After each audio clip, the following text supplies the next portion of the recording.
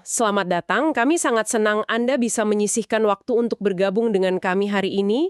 Misi kita dalam sesi bedah dokumen kali ini tuh membedah sebuah cetak biru proyek yang sangat ambisius dari sektor fintech dan investasi etis. Betul, dan dokumen ini diajukan pada tanggal 24 Februari 2026. Tepat. Jadi di meja kita saat ini ada setumpuk data yang cukup tebal. Ada proposal proyek utama, lalu laporan audit kepatuhan, sampai analisis finansial yang lumayan rumit lah. Semuanya dari platform yang menyebut dirinya Apex Gold Silver Platinum Index. Atau ya kita sebut saja Apaxi. Apaxi ya? Nah, coba Anda bayangkan skenario ini sejenak. Bagaimana kalau Anda bisa memiliki emas, perak, dan platinum fisik secara digital, memperdagangkannya kapan saja dari ponsel Anda, tapi dengan jaminan kepatuhan penuh terhadap prinsip syariah Islam? Terdengar seperti perpaduan antara tradisi kuno dan masa depan ya? Banget! Makanya, oke, mari kita bedah ini. Apakah ini benar-benar revolusioner atau cuma angan-angan kosong saja? Ini memang konsep yang sangat menuntut perhatian kita. Alasan kenapa tumpukan dokumen Apex ini krusial untuk kita eksplorasi bersama Anda hari ini adalah, kita tuh tidak sedang membicarakan mata uang kripto biasa. Bukan koin meme yang cuma modal hype kan? Sama sekali bukan. Ini adalah pertemuan nyata antara aset berwujud bernilai ratusan miliar dolar, yaitu logam mulia, dengan teknologi blockchain di jaringan yang disebut Sidra Chain. Tapi sebelum kita masuk terlalu dalam, ada satu pengingat penting dari dokumen ini. Ah iya, bagian disclaimer. Betul. Semua yang kita bahas ini murni berdasarkan laporan mereka. Ini risiko tinggi, nilainya bisa saja jadi nol. Jadi Anda harus riset sendiri, DYOR. Hanya investasikan uang yang siap Anda relakan hilang. Ini bukan saran keuangan ya. Catatan yang sangat penting. Oke, kita mulai dari masalah intinya dulu. Masalah apa sih yang mau dipecahkan oleh Apapex ini? Gini, kalau kita jadi investor biasa, dilemanya tuh menjengkelkan. Apalagi soal logam mulia fisik. Nah, itu. Anda ingin punya logam mulia sebagai pelindung nilai saat inflasi. Tapi begitu mau beli fisiknya, langsung kena biaya transaksi tinggi. Belum lagi urusan nyimpennya, masa iya mau disimpan di bawah kasur? Nyawa berangkas bank juga biayanya tidak murah sih. Benar. Dan buat investor muslim, ada satu kekhawatiran yang jauh lebih mendasar. Apakah investasi emas digital yang fisiknya nggak kita pegang itu halal, sesuai syariah nggak? Disitulah Apapex ini menawarkan solusinya. Mereka menyebutnya sebagai platform tokenisasi di Sidra Chain. Iya, jadi intinya mereka mengubah logam mulia nyata jadi aset digital. Tiap token yang Anda beli itu mewakili kepemilikan langsung atas logam fisik di berangkas internasional yang diaudit dan diasuransikan.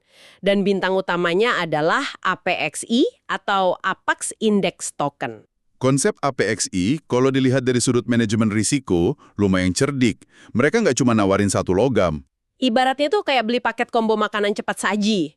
Daripada pusing milih emas, perak, atau platinum, APXI langsung ngasih ketiganya dalam satu portofolio digital. Yang sangat menarik di sini adalah prinsip utamanya. Kenapa platform ini penting buat Anda perhatikan?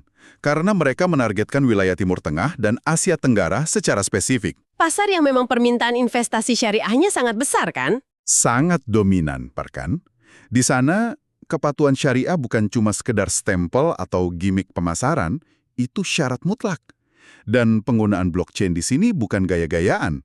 Blockchain memastikan setiap keping digital itu transparan dan selalu terhubung ke emas di berangkas secara permanen. Oke, idenya luar biasa. Tapi mari kita intip apa yang ada di balik layarnya. Karena jujur pas saya baca angka-angkanya ada yang bikin saya mikir keras. Kita lihat peta jalan atau milestones mereka.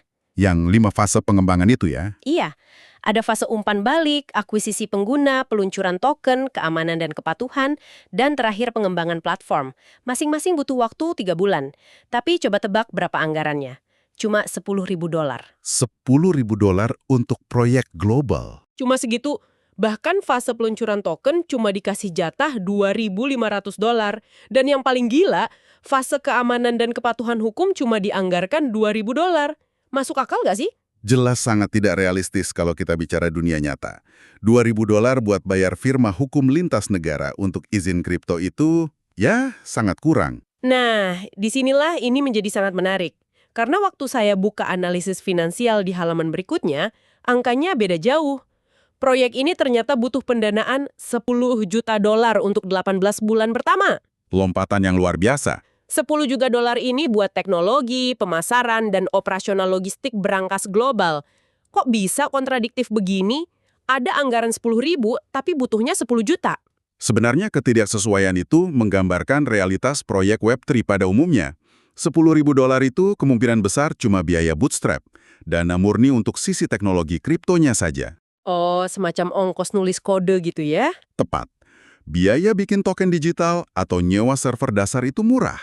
Tapi 10 juta dolar itu adalah biaya realitas fisiknya. Nyewa berangkas asuransi di Swiss itu bayarnya pakai uang beneran, bukan kode merah. Ini semacam bahan bakar proyeknya.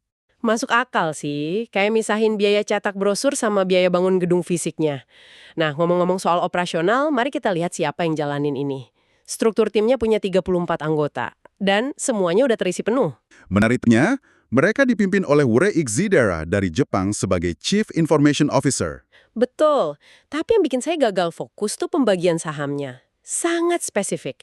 Sidra Holding punya 16,5%, terus ada kontributor SDA, porsinya juga 16,5%. Dan dokumennya merinci angkanya kan? Iya, sedetail 163.408,35 SDE dari 518 kontributor. Terus kontributor uang tunai dapat porsi terbesar 33%. Dan sisa 34% buat tim. Rincian ini sebenarnya memberi kita petunjuk soal kendali proyek. Adanya 518 kontributor itu menunjukkan ada dukungan komunitas atau crowdfunding di awal. Porsinya kecil-kecil ya per orang. Betul. Tapi porsi 33% untuk kontributor uang tunai ini yang harus perhatikan. Artinya, ada pemodal besar di balik layar yang ngasih uang real untuk berangkas tadi. Mereka pegang sepertiga kendali. Jadi ini bukan proyek yang murni terdesentralisasi dari rakyat. Ada entitas korporat yang kuat di belakangnya. Tepat sekali. Dan kalau kita lihat dari 34 posisi di tim itu, mereka sangat serius. Ada peran-peran unik yang krusial. Iya, saya lihat ada posisi Absolute Return Strategist, lalu ada Secure Code Auditor, dan yang paling vital, Dewan Pengawas Syariah. Kehadiran peran-peran ini mencerminkan kebutuhan mereka untuk menyeimbangkan dunia Web3 yang bergeraknya serba cepat dengan kepatuhan hukum Islam yang butuh kepastian dan kehati-hatian ekstra.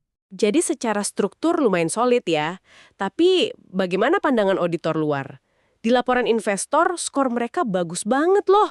Skor peluang 88 dari 100. Potensi pasar 85. Skalabilitasnya juga dinilai tinggi kan? Iya, dapat 90 dari 100 untuk potensi ekspansi. Target ROI-nya 20% per tahun di tahun ketiga dan balik modal di tahun kedua. Standar GSO juga ngasih skor inovasi 90 dengan catatan 0 pelanggaran. Terlalu sempurna nggak sih? Nah, jika kita hubungkan ini dengan gambaran besarnya, disinilah muncul peringatan dari analis.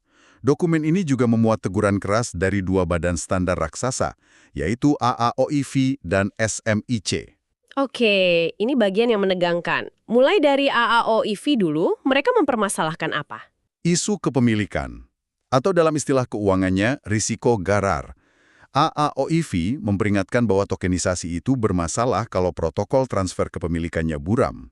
Maksudnya, kalau saya beli tokennya secara digital, emas di berangkasnya itu secara hukum otomatis pindah nama ke saya atau enggak? Persis itu pertanyaannya. Tanpa kejelasan hukum, muncul ketidakpastian atau garar tadi. Dan ini melanggar standar kontrak syariah. Belum lagi teguran soal tata kelola. AAOIV menuntut adanya dewan pengawas yang berdedikasi secara rutin, bukan cuma sekedar tukang cap stempel di awal peluncuran. Jadi mereka butuh pengawasan harian? Lalu bagaimana dengan standar SMIC? Rincian soal kustodian dan backing aset fisik itu kurang jelas. Dan yang paling mengkhawatirkan adalah lemahnya rincian protokol keamanan cyber. Wah, ini soal peretasan kripto ya? Betul. Kalau kita bicara soal tokenisasi aset dunia nyata, cyber security risk itu bukan cuma masalah IT. Kalau jaringan diretas, emas yang ada di berangkas itu statusnya bagaimana? Ini risiko yang sangat fatal. Kalau diretas, masa iya emas saya legal jadi milik hacker? Ngeri juga.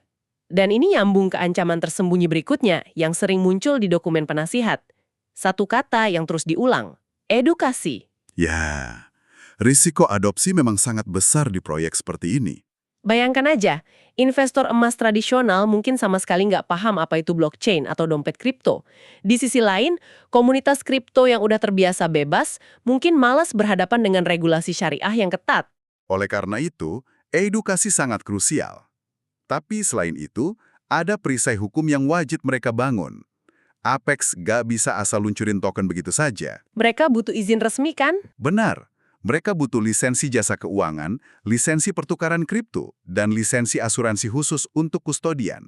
Tanpa regulasi hukum yang jelas, proyek ini tidak akan bisa berjalan secara legal. Nah, lalu apa rencana jangka panjang mereka? Di dokumen ini, mereka membocorkan strategi keluar atau exit strategi. Pilihannya ada 3. Akuisisi, IPO, atau kemitraan strategis ya? Tepat. Mereka berencana diakuisisi oleh bank investasi tradisional atau melakukan penawaran umum perdana di bursa saham. Jadi apa arti dari semua ini buat Anda yang mendengarkan? Ini pertanyaan yang penting. Proyek ini tuh sebenarnya menunjukkan pergeseran tren menuju investasi berbasis nilai. Gini, entah Anda memang peduli pada investasi syariah, atau sekedar nyari pelindung dari inflasi lewat emas dengan likuiditas instan ala blockchain, inovasi ini adalah jendela buat melihat masa depan keuangan kita. Sebagai kesimpulan dari penelusuran kita, APX pada dasarnya sedang mencoba mengawinkan 3 hal. Stabilitas aset kuno seperti emas, teknologi mutakhir berupa blockchain, dan etika kuno dari hukum syariah. Tantangan yang nggak main-main. Sangat besar. Tapi jika ini berhasil, potensinya sangat inklusif secara sosial dan menguntungkan secara finansial. Syaratnya cuma satu. Mereka harus bisa membuktikan bahwa berangkas fisik mereka terhubung dengan mulus ke dalam kode digital tanpa adanya keraguan hukum sama sekali. Betul sekali. Dan akhirnya kita sampai di penghujung sesi bedah dokumen hari ini. Tapi saya mau meninggalkan Anda dengan satu pertanyaan filosofis untuk direnungkan. Sesuatu yang belum sempat kita singgung dalam diskusi ini. Silakan. Kita ini kan sangat memuja blockchain karena sifatnya yang terdesentralisasi ya, tanpa perantara. Tetapi ketika sebuah token digital itu pada akhirnya harus didukung oleh emas fisik, yang mana emas itu terkunci rapat di dalam satu brankas rahasia, di bawah kendali auditor dan perusahaan asuransi tradisional. Iya, itu sebuah paradoks. Nah, itu dia. Apakah kita benar-benar sedang mencapai kebebasan desentralisasi keuangan? Atau jangan-jangan kita cuma sedang menciptakan antarmuka digital yang baru untuk bank gaya lama yang sama saja? Pertanyaan yang sangat menarik untuk dipikirkan. Terima kasih banyak untuk Anda yang sudah menemani diskusi mendalam kita kali ini. Jangan pernah berhenti mencari tahu dan pastikan Anda terus menjaga rasa ingin tahu Anda. Sampai jumpa di penelusuran berikutnya.